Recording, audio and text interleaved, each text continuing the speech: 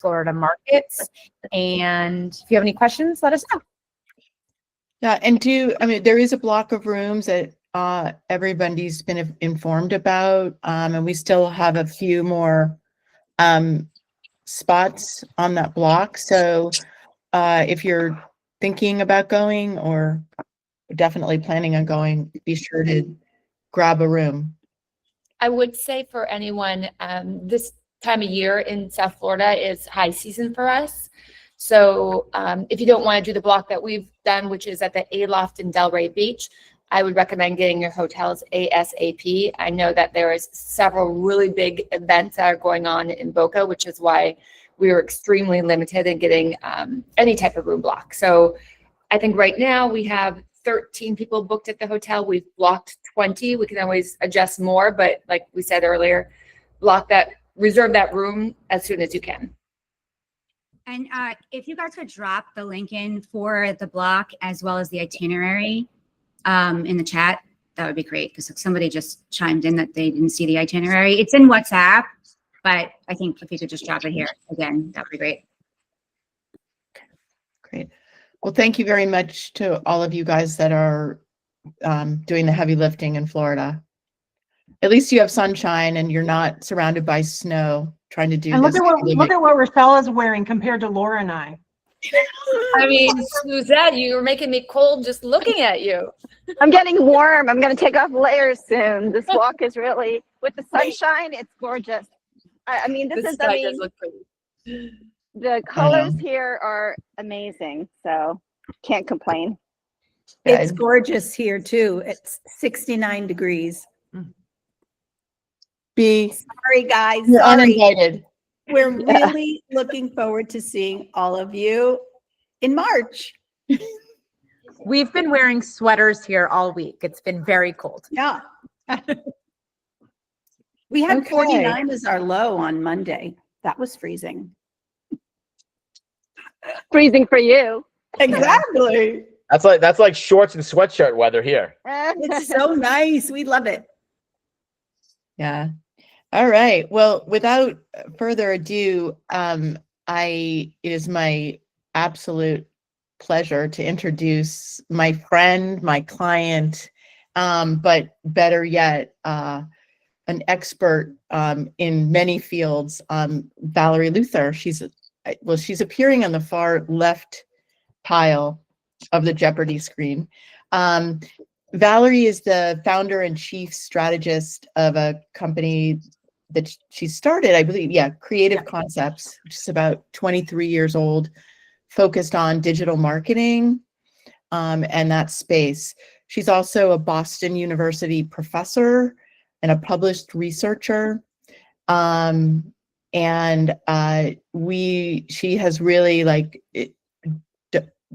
gotten very, what would you say, dove into AI. And we've had several conversations about, how AI can be used and should be interpreted, et cetera, in running our businesses and our branding and our marketing. So I think you have a very full presentation for us today. And this is being recorded, so afterwards, everyone will get a copy and you can share it with your team members, your admins, whoever you'd like, because I think we're going to have homework. Well, I don't know about that. Well, thank you, Laura. So let me also say,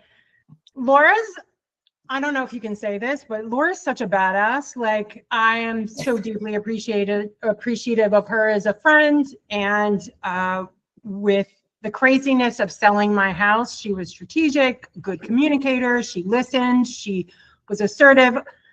So I love being here, and I love being able to share this with all of you and your organization. So thank you, Laura, for inviting me. So you can see my screen, yeah? Yeah. Perfect. So everything we thought you knew about marketing has changed. So let's get ready for the ride. So again, just to back up what Laura was saying, I have run my own firm for 23 years, which is crazy. marketing, PR communications, digital marketing predominantly, and now AEO strategy, which you're going to know exactly what that means by the time we're done. I've worked with startups, companies new to the US market, bigger brands, Bigelow Tea, which many of you hopefully know, L'Oreal, Ecovare, Bulldog Skincare, and more.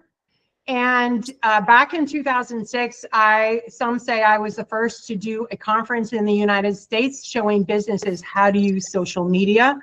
And I bring that up because in 2006, the world of social media feels very similar to what's happening right now with AI and gaining AI visibility. So I've been on this roller coaster ride before. So as mentioned, I'm also an adjunct professor at Boston University, teaching all sorts of business and digital marketing and marketing classes. I'm also a published researcher on neuromarketing best practices. And of course, follow me on LinkedIn if you want to. So let's jump in. So if you don't show up where your customers are searching, your business will fall behind. This is not a new concept, but what is new is what we're going to jump into is where your customers are now searching for answers.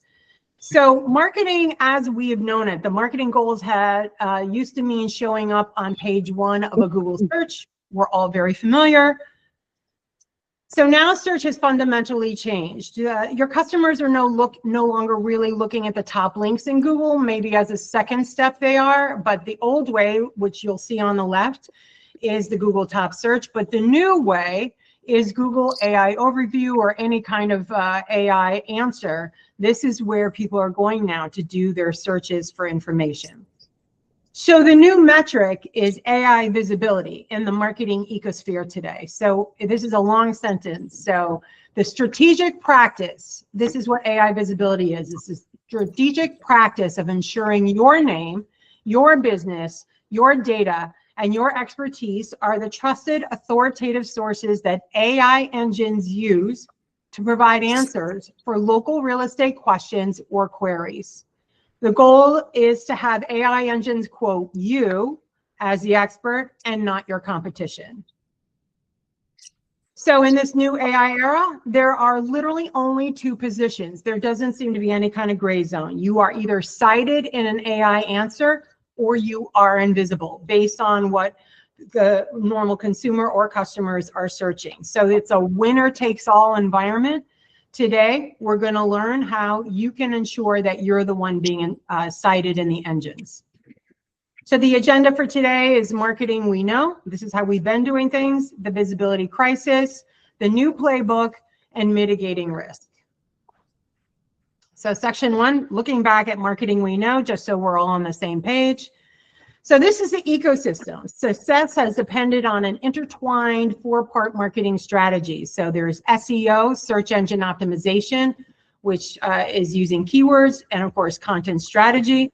There's social media, which is organic, which is free and paid, public relations and communications, and email marketing. By the way, email marketing is like the outlier through all of this. I don't mention it again in this presentation, but it is still powerful, has nothing to do with AI visibility, so keep on doing that. But I noted below in these notes, you can read these at your leisure. I'm going to give you a way to do that after. But I wanted to point out the definition of PR and communications, because it will be important for us to talk about later. So PR and communications is what you call earned media. It's getting your brokerage, your agents, and high-value listings featured in online publications, news articles, and real estate blogs. It's thought leadership. It's being quoted as an expert, and it's brand storytelling, actively shaping the narrative about your firm's local expertise and client advocacy. Just remember this. This is really important for what we're about to talk about. So fighting the portal wars, which you all are very familiar with, I was looking at the news. Zillow's strategy has been programmatic search engine optimization, or SEO. They turned the entire US housing market into Zillow-owned content. And I know I'm preaching to the choir here. They build templates plus data to create 5.2 million plus unique pages, which is absolutely shocking to me. I didn't know it was that extreme. And of course, there's the Compass strategy, which is expertise in tech leadership countered with a superior model, deep local expertise combined with a powerful Compass technology platform, which I can attest to. So Zillow won the broad data war, but Compass agents have been winning the high-end war by combining true local expertise with the industry's best tech platform. And this is going to help you win the overall war. You're going to win in court soon with Zillow and as individual businesses or agents. So the visibility crisis, what is happening there? So this is a 2025 snapshot of the consumer trust and behavioral shift that's happening right now. So this is no longer a future thing. I'm not talking about like, oh, let's like start to plan for the future. You need to do this now. And I'm going to get into that also a little bit later. But the data shows a significant accelerating shift towards AI-driven interactions. So consumers now prefer product recommendations over from AI over traditional search engines. That's 58% of consumers are doing their searches this way, which continues to shock me. Like, yeah, I've read these stats a million times and it's continuing to shock me. ChatGPT's share of the general search market has tripled, jumping from 4.1% to 12.5% this year alone. Active AI users report using AI-generated suggestions more than recommendations from friends or retailers. That is like, again, I've read these stats many times and I'm just continue to be shocked by the stats I'm sharing. Consumers state they are prepared to act on recommendations made by AI. Maybe they're prepared. I don't see that this is 100% happening. We're still in a gray zone with this in particular. I think the pattern is people will go to AI, get an overview, get some ideas. Hopefully you're cited. If yes, you're cited, they go to like a website or a web page, and then they take it from there. But again, we'll get into it. So where are your clients actually going when it comes to AI engines? This chart illustrates where individuals are intentionally going for AI-powered answers, highlighting the significant landscape shift as of right now, November 2025. So ChatGPT is by far the most preferred answer engine, 61%. And you can see the rest, Microsoft Copilot, Gemini, Perplexity, and Claude. And there's a whole bunch more. So Crisis won the great traffic heist. And we're looking at Google AI overviews in this particular chart, but it really applies to all AI engines. So what is it? An AI-generated summary that answers the user's query on the search page. So we're all familiar with this. We type in like we want to buy winter decorations, let's say. So then this AI overview pops up with an overview definition and some links possibly. So that's the AI overview that's popping up, as you can see right here above the links. The impact is dramatic because it drops the traffic driving to websites for any website in particular that's not cited. So if you're not cited in the AI, again, whether it's Google AI Overview or a separate application like ChatGPT, you're not getting the web traffic. It is dropping. So projections show significant traffic loss in the future. So the problem is this creates zero-click searches. So this is a whole new world.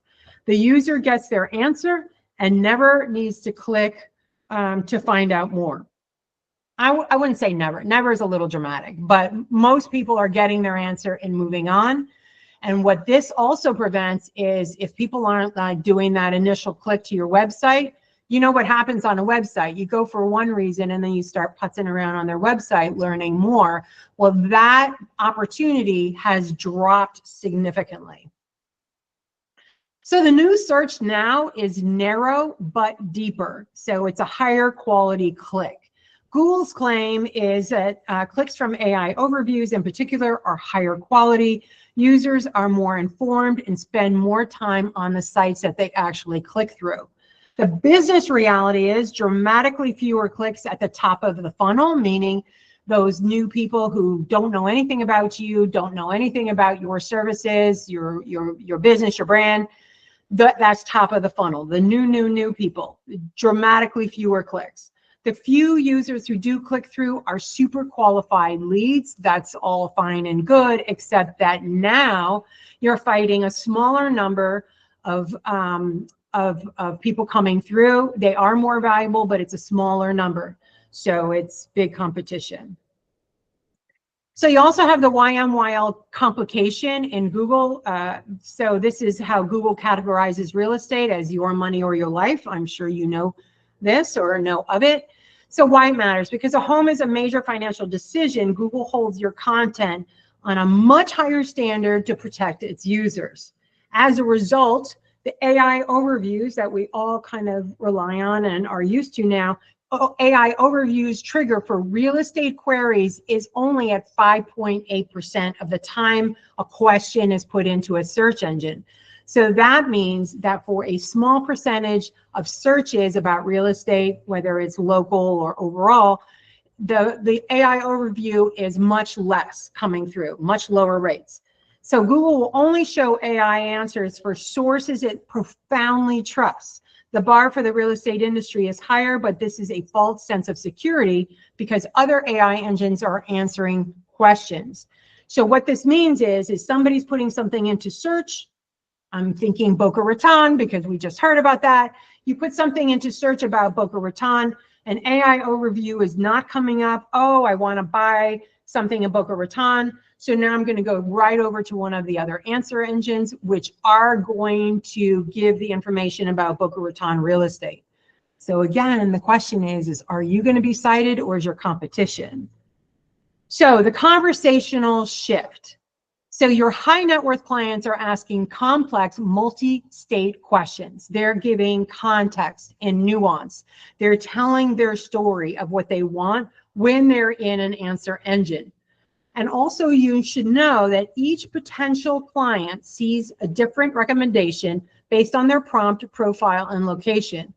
So it's not about trying to manage the exact messaging that's coming through an AI engine, because AI will never allow that, because we all see different things. So I keep using Laura, referring to Laura. So Laura is in Connecticut. I'm in Massachusetts. Yeah, I used to live in Connecticut. We both have kids. Like we have all of these similarities. If we put in a very similar sentence with maybe one minor word difference, we're going to have vastly different responses coming back to us, because these, the prompt, my profile, Laura's profile, and our locations are different. We're going to get different information back. So the old search is keywords, Boston luxury homes, in quotes, so that the whole phrase gets put into the search. That's old. What's new is, who is the best Compass agent on the East Coast for a multi-state portfolio? I'm looking for off-market 4-bedroom luxury condos in Back Bay and Miami Beach. Compare the pros and cons of Greenwich, Connecticut versus Scarsdale, New York for a family with young kids. So if your website or online content doesn't showcase multi-state, like in the first prompt, off-market or family with young kids, if it's not showing any of that content for these queries, your site and you as an individual or your business will not be cited in the answer that's coming up in that from that question or query. So the keyword is dead. It's not 100% dead. It's a little dramatic, I know. But search engine optimization, I actually wrote about this on LinkedIn, that it's actually not dead, not yet. But AI is already here, is what I want to emphasize. So the portals and the Compass platform are already AI driven. So Zillow has its own AI-powered natural language. You all know this. Compass also, the AI platform is integrated with each agent's workflow, surfacing smarter insights, buyer demand, as just a few examples. So AI is here. So it's not the future, it's now, it's a current reality. These new engines are useless though, without high quality fuel or content. And your AI visibility strategy is that fuel to these new AI engines and the AI engines that we're familiar with, like Google AI Overviews and ChatGPT. So your content is going to be what wins the game. So section 3, the new playbook, winning the AI visibility race. So the new playbook is from SEO, search engine optimization, that's old, to AEO, answer engine optimization. AI engines don't just index your page, they interpret it. Your goal is to make it easier for AI engines to understand and trust you and your business. So building verifiable authority, it's the digital passport system. Why? Because AI recognizes and trusts external validation, EEAT, which stands for experience, expertise, authoritativeness, and trustworthiness. So that's what AI trusts from outside sources, not you per se, but outside sources. These sources are different, by the way, for each AI engine. So like, this is a wild world. Like, you can't control the messaging that AI is going to push out. You have no idea where AI is pulling its information from. I'm actually in the process of doing a case study, looking at stats on exactly where some of these answers are pulled from, and it's a wild world, and that's another webinar. So each AI engine needs proof you are who you say you are. That's what AI is looking for, proof. So earned media, which our press mentions, is a key source. So looking under the action plan, number 1, establish a digital home base, a single comprehensive agent bio page on the main Compass website, which tells AI, this is the official source of truth. This page includes person schema. I'm going to throw out some technical things. Your web developer, your IT department can help you with some of this. I just injected my site with person schema and organization schema code. It was easy for me, but again, you have people who can do that for you. So establish your digital home base. And what I want to say about this also, and I'm also talking to clients about this, is this page is full of content and opportunity. It shouldn't be pockets, and it shouldn't have drop downs, just so you know, because on the back end, AI looks at, like code and things like that. But on the front end is also looking at content like blogs that aren't like drop downs and reports that are plain and simple. You don't have to keep clicking through. So that's just a little tip on that. But anyway, so you created your digital home base. Now it's about creating verifiable links, right? So known as the same as system, this is a key system that links your home base bio, which you created in number 1, to all of your professional profiles, so Zillow, LinkedIn, press mentions. So when you look at LinkedIn as an example, you're going to link over to your bio page. That's what you're going to have linked. And of course, it's going to be full of all sorts of good content. So that's what I mean. That's the home base. So then you're going to create that. So now you have your digital passport created. Having created it, AI engines can now verify in a machine readable way that each agent is a trusted, authoritative, and licensed expert. Strategy 2 is building topical authority. So this is zoning in on your hyperlocal expertise. So AI synthesizes answers from the most comprehensive source. You must own the topic cluster. So let's talk about what that means. So in the past, I have no idea if you all have been writing blog posts or not. My clients have. So writing random blog posts doesn't actually work the same way anymore. We're talking about now using that blog to build content clusters. So thinking Connecticut, because I lived there for 26 years, the ultimate guide to moving to Fairfield, Connecticut. Fairfield, Connecticut, only an hour away. Here are fun things to do with a family in New York City.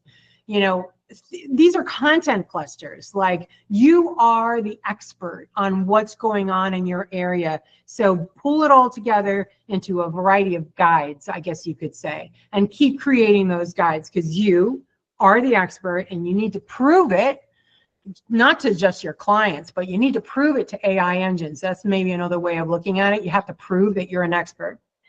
So each agent's local expertise is the ultimate advantage. Zillow, for example, cannot compete with each agent's nuanced qualitative content. Qualitative content is emotional based, it's your perspective, it's very individual to you and what you bring to the table, both in your area and as an agent. This is what AI engines require and search for. Zillow doesn't have it unless they're doing something on the back end that I don't know about. But anyway, this is how you win in the new AI marketing era, is producing this kind of content on a regular basis, by the way. So strategy 3, build technical authority. This is the machine readable blueprint. So why? You must speak AI's native language, which is structured data or schema. So again, this is something you can throw over to your IT or web person. The schema triple thread is real estate agent schema, real estate listing schema, and single family residence schema, or whatever it is that you are an expert in terms of selling. So reach out to IT. The data needs to be on your Compass site and your personal sites and pages. This is the next level of technical optimization. For example, I just injected this code into my site. I did it under my Valorie Luther bio page. I did it under services. I did it under the about page and the home page. All different kinds of schemas. Well, organizational schema, services schema, and personal schema. I know that's like crazy talk, but anyway, talk to your IT website person. So let's review the old versus the new playbook, the strategic shift that's happening as we speak. So looking on the left, the marketing pillar is authority and PR. The old playbook is thought leadership for human audiences, right? We were looking at print, we were looking at magazines, newspapers, we were looking into TV, radio.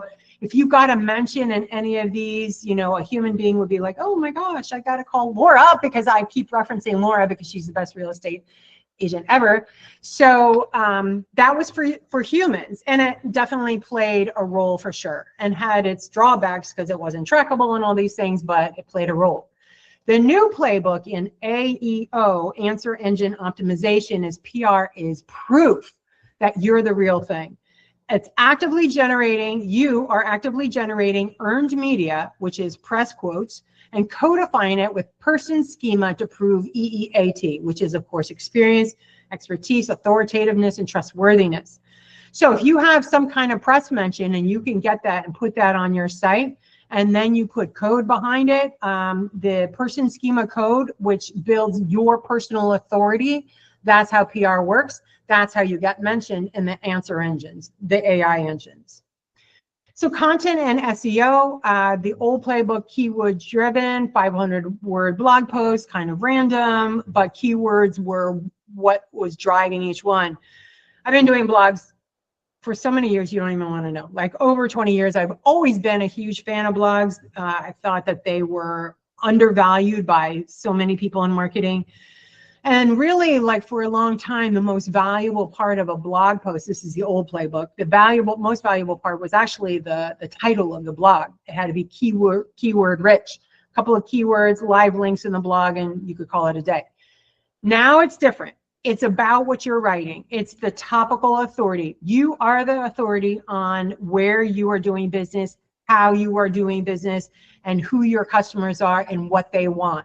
These are the questions you have to answer when you're putting this content on your blog or your site. So it's via hyper-local content clusters, as I had mentioned before. Social media and video used for branding and lead generation, I would say that's obviously still going on today, but it's not the lead way. But don't stop doing it. It's definitely out there still working. But today it's an AEO, answer engine optimization content asset. For example, transcribed YouTube videos feed AI engines. Did you know that? So that's pretty amazing. So make sure your videos are being transcribed. I think most people do that. And we're going to get more into that in a minute. And then there's the tech foundation, which should not be minimized. Mobile-friendly websites were kind of like the new thing for a long time. Make sure your website looks good in mobile as it does on desktop. Today, it's about, you still have to do that. You still have to have mobile-friendly, but today you have machine-readable database. Machines need to be able to read the what your website is about. Like, there are many times that I put my own website into an answer engine, an AI engine, and it's like, oh, I can't read the page. And I'm like, why? So the reason why is because it didn't have machine readable database or a full schema implementation as it does now. So let's talk about PR as proof. This is very huge. And if you don't take anything away today but this, then I would consider it a good day. So AI engines actively rank content trustworthiness, as I have been saying. Recent studies reveal that AI engines value most when formulating an answer, creating a clear hierarchy of influence. So consider this when building your AI visibility. So let's look at the chart. You'll see that 61% of earned media, whatever is said about you, this is what ChatGPT in particular, but AI engines overall are looking for. 61% of AI engines going out looking for proof that you're the real deal or your business is real is coming from earned media. Mentions in PR. So it's the #1 signal for trust and authority. And remember, AI is looking for trust and authority. So these press mentions include news, expert roundups, press coverage, and industry awards. Like, get it out there, put it on your bio page, put it on LinkedIn, do all the things. Like, get these mentions, like call your friends who are like reporting on whatever. Do whatever you can to get into the press. And by the way, one of the ways to do this is also on what they call wire press releases. But again, that's probably another webinar. So next is, so you have earned media. This is what AI engines are looking for first. And next you have the digital home base, which is your page that you have created. It includes the website, the Compass website, agent pages, content, cluster, blogs, and the text schema. 44% of that whole thing that you have built and hopefully will build out more than you have, that's also really affecting the AI engines. So these earned and owned media have the highest priority. Then you have shared media, which has a less than 1% influence on AI. It doesn't mean that you stop doing social media. Its role is not a source, but it validates and amplifies earned and owned media. And honestly, human beings still look at this. To look at this whole thing when I am doing work for clients, it's interesting when putting a press release together, because again, that's a whole other webinar on the format that AI engines are looking for. When you're putting a press release together, though, I still optimize for, not still, but I'm optimizing for AI engines. I'm still optimizing for search engine optimization. I'm optimizing for the human eye as well, because at the end of the day, you still want humans to look at this and learn something, and you want it organized, you want a friendly tone. So tone and voice still matters with what you're talking about. So multipliers, the social validation layer. This is about the social media, the new role of social media. It's not just for lead generation, it's to create a verifiable digital footprint that validates the authority you've built on your website. So again, when you're thinking about the human journey, your client journey, they're starting with an AI engine. Hopefully you're going to be cited there and they're going to click over to your website. They're going to take a look at that. And then humans are going to go to social media. Like, if they've pretty much decided on you as their agent, they are going to go to social media to see what your presence is. They're going to see, like, what are you in the middle of? What are you selling? You know, what kind of customer client do you work with? All of that. But social media used to be first, and now it's like third. So consider that. But let's talk about LinkedIn. So LinkedIn just had this amazing platform, amazing in terms of AI friendly, like that's how they built it out.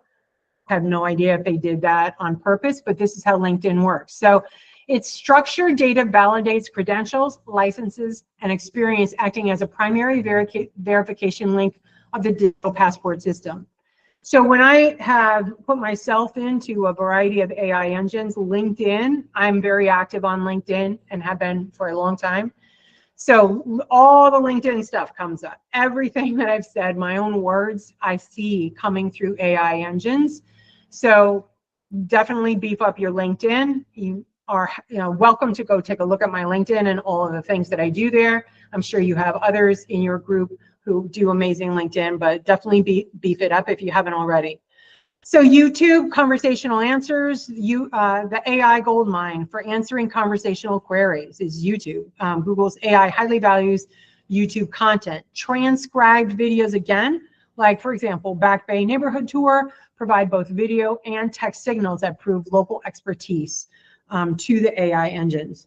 And then Facebook and Instagram, community and visual validation. These platforms create a high volume, consistent, and public record of your brand and expertise. Human beings are still checking it.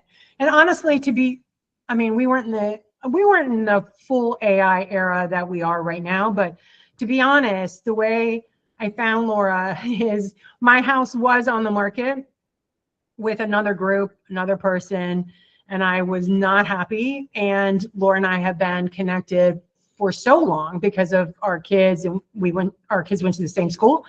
So I had been seeing her social media for a long time, and it just spoke to expertise. She was moving and grooving, and she was making stuff happen. And I immediately decided that if my house didn't sell with that other person, which of course it did not, then I was going to go straight to Laura, and that's exactly what I did. And it was great success. So anyway, the caveat, social media posts alone have minimal direct influence on AI training, less than 1%, but the true power lies in amplifying and validating your core hub assets. So if you have a mention in the press, if you win an award, like you guys are going to Florida to have some group thing, like if one of you, some of you, like give each other awards. Like this is an opportunity to give each other awards, and then you can send out your own press release about this award that you won, and you've just helped each other. This is what you can do. Will people say, oh, you just got an award from the organization you work from? That's actually a good thing. So help each other and give each other awards. I just came up with that. That was just my idea 2 seconds ago. That's not in my notes here. Anyway, so mitigating risks. So looking at AI, like AI is a crazy place. We should know that AI does not speak the truth at all times. I lecture on this all the time in my Boston University classes, that you cannot assume that the truth is coming through. And honestly, in the middle of the case study that I'm doing now, you can pull up the same query, the same question in a multiple search AI engines, and you'll get different results coming through. They're looking at different sources. Remember, I said that from before. So let's figure out how to mitigate risk. So your brand can be misrepresented by AI. Every brand needs to mitigate risk.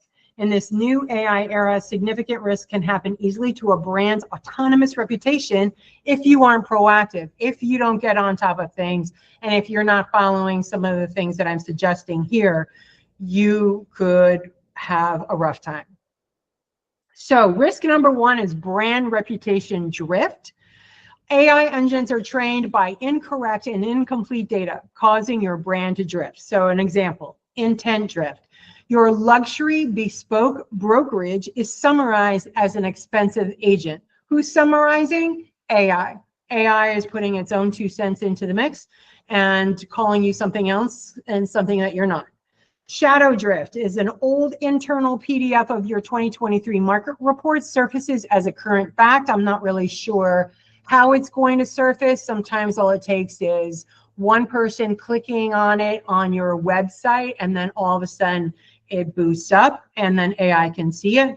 Like the 2023 is forever ago. Like you don't want that data like quoted in an AI engine. And then there's latent drift. A local blog's joke about a listing is picked up and defines your brand. Like nobody wants that. So the defense is you must proactively feed AI engines the correct, authoritative, and structured answers. Now, to be clear, you're not feeding this content directly to AI engines. Again, the content comes from earned media, all the PR in the press, and owned media, everything that you're putting on your blog page or your website. So you should be aware of the legal minefield, AI and fair housing. So be aware of the bias and the possible legal exposure. Compass seems to be so on top of things. I'm sure that the powers that be understand this, but you as an individual, you as running your own business should be aware as well. So AI-generated neighborhood boundaries were found to be less likely to cover areas with higher percentages of non-white and Hispanic populations. That's the possibility for legal exposure. If somehow this is being interpreted somewhere incorrectly, this is a legal problem. So the Compass standard, as a network vetted for excellence and committed to client advocacy, your ethical bar is higher because you've chosen to be higher. So you must be leaders and be responsible in fair and human supervised AI. So AI always has to be supervised. So I don't address using AI to create content because that's not what this particular thing is about. But don't ever let anything 100% AI generated go live. Don't ever do that. There always has to be the human element, whether you're creating a voice, you're checking for legalities, you're making sure you're not going to be sued. This is actually part of what I do every day as well, is making sure the content coming through, and there's a lot, content coming through about a brand, about a company, about a client is not illegal, basically. So key point, all AI models are trained on human generated data and therefore learn and perpetuate human biases. So AI was created by a bunch of guys out in Silicon Valley, or the platforms were developed by them ages ago, and there was bias from these men from a long time ago. There are many books written about this. I don't need to go into it, but there is bias in AI, so it needs your human oversight. So the AI visibility imperative, the old marketing war was about ranking on a list, a Google list. The new war is about being the answer. So your opportunity, AI engines are still impressionable. You have a critical window to train them now. Again, AI engines are impressionable right now. You can train them on you, your business, your brand, Compass, the whole thing. You have a huge opportunity right now that will last a lifetime, to be honest, really long time. So the Compass advantage is you're in a single best position to win. You have the local expertise AI craves, the collaborative network to build authority, hello Compass, and the Compass platform to power it all. You are in a power position. And so your mission is, this playbook is the engine to achieve Robert Refkin's goal to ensure every agent has their name, brand, and full contact information back on their listings, which I know you're about to go to court for that. So this is the QR code that you can use, and I can also share it with Laura, who can share it a little bit later. You can use this QR code to download this presentation so you have it for your records. But I also want to open this up for questions. And I need to stop sharing in order to see your faces. So Laura, can I just send you the QR code? Yes, please do. Okay. Oops. All right, can you see me? That was weird. Yeah. Google Meet, all of these always have their own way of doing stuff. But anyway, I am open to any questions. Either just shout out or put your hand up, your little hand. Or maybe it's just a lot. There's a lot of information. Okay, I have a question. Candace, sorry, I'm driving, so hopefully you can hear me. Yes. When you mention blog posts, how frequent is frequent enough? Like right now we have a monthly blog post, but does it need to be more frequent in order for your optimization to stay on top? Yeah, so that's a great question. So studies are saying now that maybe a blog post, maybe 2 to 3 blog posts per month would do the trick. So once a month is not enough for search engine optimization, and it's not quite enough, especially if you're trying to catch up with your AI visibility. There's probably no such thing as too many blog posts, but I think 2 to 3 a month will get you going. How many do you do, Valorie? I've never counted on LinkedIn, but I know that they're always there. Yeah, no, I don't.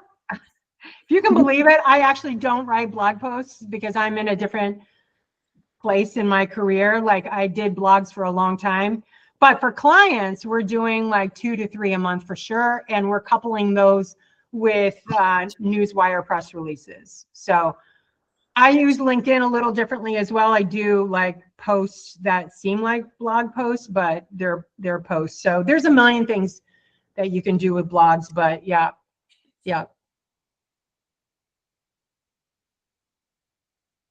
Alana, you want to go? Oh, Hi. Thank you. It's so helpful. So I actually went to another like general presentation yesterday about AI, and I'm getting like little nuggets from everything. Is this something realistically, knowing like all the demands of the job that we have, that we actually have to like do our job and then do you think that this is something that like we can really handle on our own, or do you, because it seems like I just wrote a list of like 10 things that I need to do. What I'm saying is like, is this a good thing to outsource? Like in terms of like getting somebody to help and to do all these things on the back end?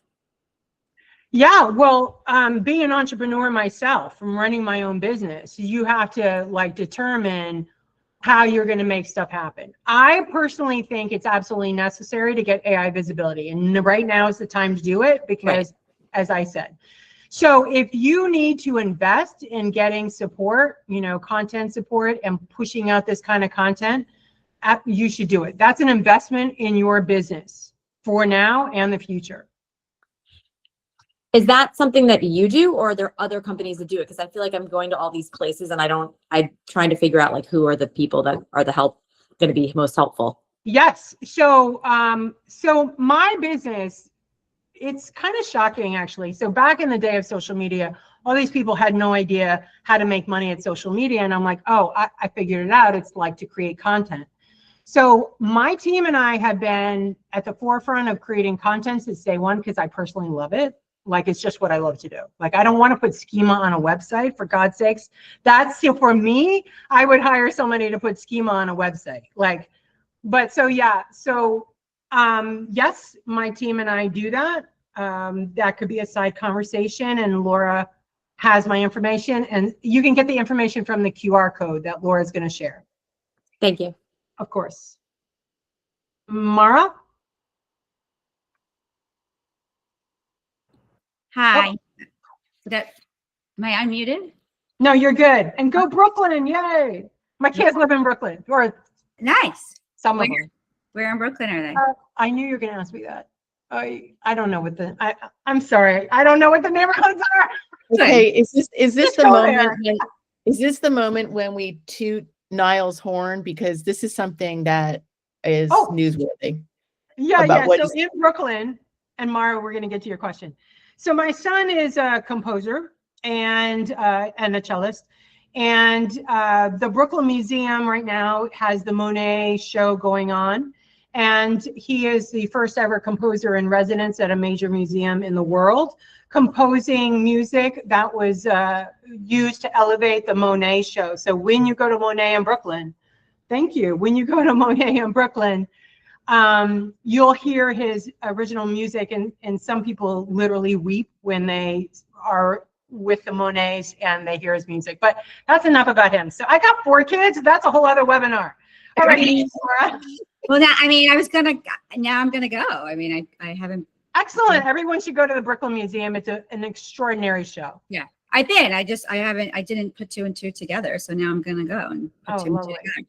I have a whole lot of questions. So let me not ask you all of them, but we are revamping the ECN website right now. I'm sure you saw it and probably were appalled. But we're using that was like our landing page to recruit people 4+ years ago. So now we're using like a real estate company called Block to do it. They have not mentioned one thing about schema. We were on a call with them yesterday. So that's a little bit disappointing, I guess. So I was certainly going to ask them if they're getting. And it doesn't take much. You know, do you know this term vibe coding? Vibe coding is when you use some AI engine, and even I can do this. You use an AI engine. I prefer like Google Gemini or ChatGPT, and you're like, okay, I need to put person schema and all the schemas that I mentioned in this presentation. I need the code for that. And then it showed up with code for that, and then I injected my site with it. So it doesn't take a brainiac, to be honest. Okay, well, that speaks volumes to who we're dealing with. Sorry, that wasn't nice, but that's how I feel. So, you know, in terms of our new website schema, right? And then we didn't, we're trying to kind of launch it just to have something better with an eye towards utilizing it, for advertising and for in general, and then everything you're saying. So, am I understanding you correctly that outside of just like schema and like all this like basic information, like we should probably be having some really great guides consistently? Yes. Okay. And then by drop down, you mean it's just like the page just keeps running and you don't have to click on anything to get to it? Yeah, like for example, I have a client who has FAQs and they're all drop downs. And at this moment in time right now, AI has a hard time seeing it. The AI will see the question, but it doesn't see the answer. So it's like null and void. So a lot of times, I've never loved this where you make the reader look at a blog and then they have to click for more, because as soon as somebody has to take an extra action, like they probably leave. So just let it be a running blog, like let it be running, like all the way down for sure. But so this ECN site, I mean, this is probably a whole other conversation, but the ECN site, you have to remember that each agent should have their own page on the Compass website, right? They should have their very full page. And then the ECN site is like should be a verifiable authority presence. So you're not duplicating each person's bio. You're actually doing other things. Okay, great. Yeah, So each person, you can click on each person and it goes to their page. Oh, perfect. Excellent. Excellent. So that's great. Okay. But Mara, what I'm hearing Valorie say is that it's got to be more than pretty pictures. Yeah, no, that's what I'm saying. I mean, we've got to have some meat. Yeah. For sure. So we need to find someone to write the meat. Yeah. Okay. And then, do you think as individual agents, sorry, I have, I don't know if you can hear my background noise right now. Okay. As individual agents or teams, does it matter? Is it more impactful to have a separate website versus a Compass page, or as long as the content that you're talking about is on that Compass page, that's sufficient enough? I think every agent should have a bio page on the Compass page, period. Because Compass is huge, and that's one website. I'm assuming, I don't know how it's structured, but I'm assuming there's a main Compass site, and then every agent that works for Compass around the world or the United States has their bio page on there. That's what you want to be on as your main bio page, and then you link out, right? That's what you link to on LinkedIn, and you put it on the ECN site. But the reason it's valuable is because Compass is such a huge community. There are so many people clicking on the site. That's where you want your bio page to be home base. Right. But and you're correct. I mean, we all have that. I personally think that people minimize that agent page. It's kind of like, they don't really focus much on it, and they think they need to make a big fancy website. But I'm hearing you say, Valorie, that we should really have an awesome agent page. Yes. And then possibly a link website. out. That should link to like whatever website you want to create, but you should have the blogs, the content, all the stuff on your bio page for sure. Interesting. Okay. And then I would imagine having a secondary website though sort of boosts this. I don't remember the term. I wrote a bunch of them down, but like boosts it getting just like another place where there's. Well, it depends on the level of trust of that site. It's really another promotional site. So yeah, it's okay, but I would focus your time, money, effort on PR. And I would focus your time do the PR, but also focus your time, money, and effort on that bio page. That's if you're needing to really figure out where to begin, that's it. Now, this other ECN site you're building, that's good for search.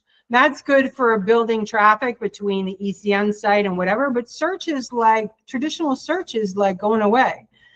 So really dump your money and time into that bio page first. Hi, Valorie. My name's Kira Green. I have a very quick question about PR. could you define the pillars that you would say are PR? And because I don't want to think of it just as a newspaper article. Is there anything else? Like, what about client testimonials and things where other people are writing something about you and you're putting that on your web page? Would that be something of authority for a AI searcher?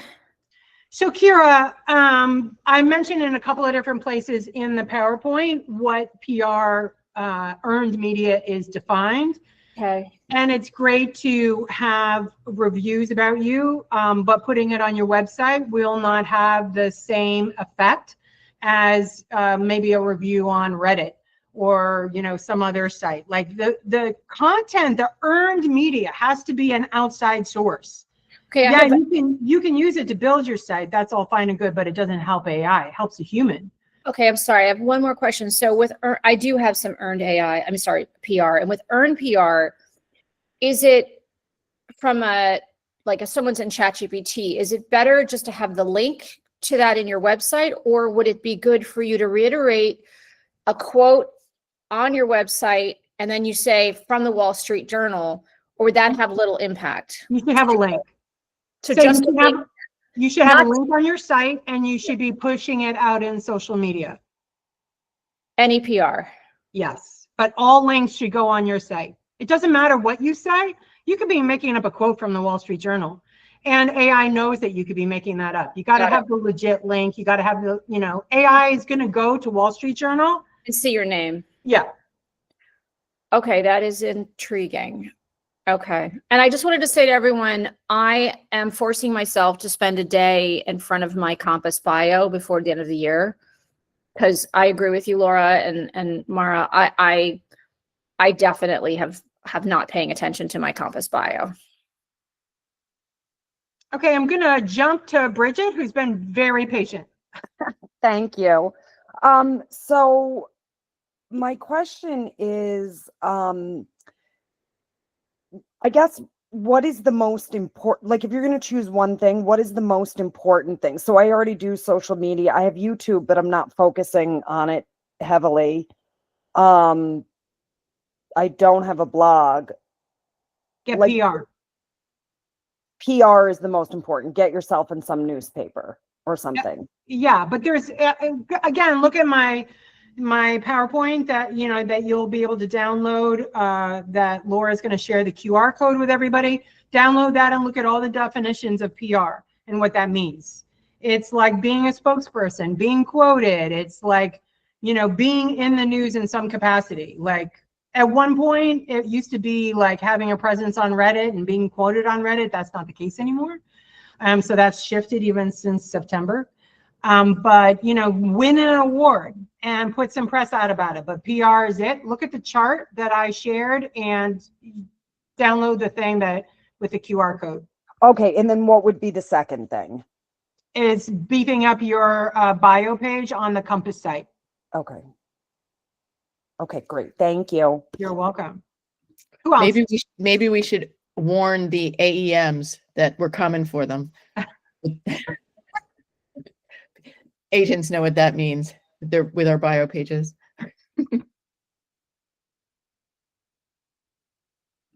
Anybody else?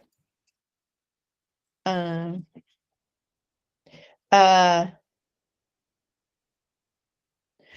have a question, Valorie. I just wrote it down, but I can't remember what the context is. Hopefully you can. You said something about machine readable.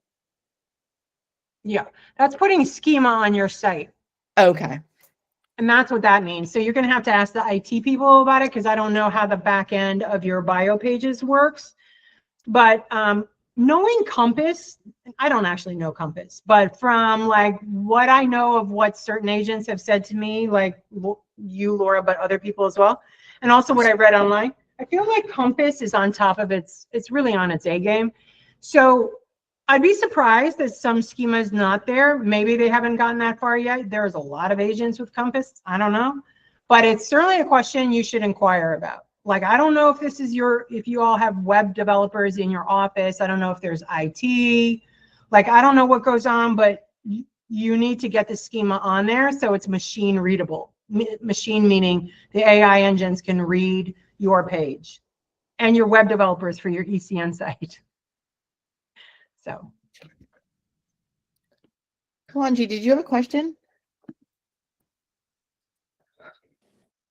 No, I'm okay. Thank you. All right.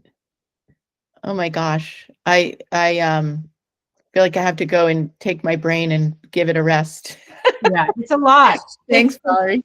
I mean, you know, I've been working on this for a while and really studying it myself. And I was grateful to have this opportunity to kind of put it in a PowerPoint presentation. And I'm going to do some official research on this. So it's changing every second. I talk to my students about this every week. Like everything changes all the time. So there's a lot. And there are certain people, there's one person in particular on LinkedIn who is mind-blowing with the amount of information she puts out. And I do the same thing. I'm like, you know what? I can't read her LinkedIn post today. I'm too tired. So I get it. It's a lot. Yeah, I think it's fascinating. I mean, you in the world of marketing, and it's completely changed the game for professional marketing people, right? Yeah. Yes. And a lot of them haven't caught up at all. So, or yeah, they're kind of BSing. That's the other thing that always happens when new stuff comes along is there's the people who BS. You know, it's hard to weed them out if you don't fully know yourself. But then there's the people who are in it every day and experimenting. Like I'm still experimenting. I don't have all the answers. Nobody does. Nobody has all the answers. No way. So. That just reminded me of one last thing, Valerie. You mentioned that you put something of yours into AI and discovered that it wasn't machine readable. Yeah. Is that something, maybe that's a good place for us to start. We'd know right away whether we have schema. But does that mean like basically copy and pasting your, whatever it is, your bio into ChatGPT? No, what I did is I just did a search on myself. Oh. And I just did a search and I could tell that everything came from my LinkedIn and nothing came from my website. So then I was like, and then there is this other link that I would have to go find that you can actually put in your page to see if it has schema on it. So Laura, I think I'll send that to you. And then you can put your bio page into that to see if there's schema on it. That would be helpful. Yeah, very helpful. All right. So I'll be sending out this presentation sometime today. And I am forever grateful, Valerie. It's always a pleasure. But you left us with some teasers. It sounds like we've got some future dates with you on other webinars. Sure. Like Wirepress releases. Yeah. Whatever that is. A whole other game. Yeah, a whole other game. And your contact information will be on there if someone wants to. And they can use the QR code. If you want to send the QR code, they could just download it directly to their whatever. You know, okay. Whatever people want to do. Perfect. Yeah. All right. Well, thank you. It was nice seeing everybody. Yeah, and if you weren't inclined to go to Florida, I'm here to tell you that there were going to be a lot of awards handed out in Florida, so you better go. And yeah, everybody should get an award. That's there. Exactly. I think all the awards should be participation trophies. Yes. No, you have to think of like more sophisticated titles. Well, we could come up for words for different types of participation. Yeah, exactly. Like help yourselves. You have a huge group. Help yourselves. Right. All right. So Thank you so much. Thank you. So nice seeing everybody. Take care. Bye-bye. Bye.